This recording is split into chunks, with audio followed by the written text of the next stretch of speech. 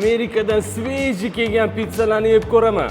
Bu-chi 67 yillik pitssa. Pizza Hut chindan ham Amerikada 1958-yilda tashkil topgan nufuzli pizzeriya hisoblanadi. Hozirgi kunda jahon bo'yicha 100 ta mamlakatda 1500 tadan ortiq filiallari bor. Shu qatorda O'zbekistonda ham ochilgani meni quvontirdi. Pizzalarni ko'rishingiz mumkin. Xamiri juda ham vazdushni ekan, yumshoq. To'yimliligini aytmaysizlarmi? 2 bo'lagi bir kishiga yetyapti. Buni sababi pizzalarni muzlatilgan xamirda emas, Amerikadan keltirilgan maxsus ingredientlarda har kuni sveji tayyorlashadi. Eng asosiysi, har bir ishlatilayotgan mahsulotlar halol. Sirlariga lekin maza qildim boru, ta'mi shunaqangi zo'r ekan. Bu sirlarni Angliyadan olib kelishar ekan. Lebrino navidan foydalanishar ekan. Ta'mi-ku juda ham mazali. Hidini o'ziga odam maza qilyapti. Pastalarni ham yeb ko'rishingizni tavsiya qilaman. Juda mazali ekan. Mana bu cheese popslar esa men uchun yengillik bo'ldi. Usti qarsildoq, ichi esa to'la yumshoq sir. Bolajonlar uchun zo'r narsa ekan. Eng qizig'i Pizza Hut 24 ga 7 ishlaydi. Yandex Eats orqali dastavka qildirsanglar ham bo'ladi. Pizza Hut Seul Munda shunday ekskavator bilan tushishingiz bilan o'ng qo'lda joylashgan. Bu videoni oilali tanishlarga jo'natib qo'yinglar. Bolajonlar bu yoqda maza qilishi aniq.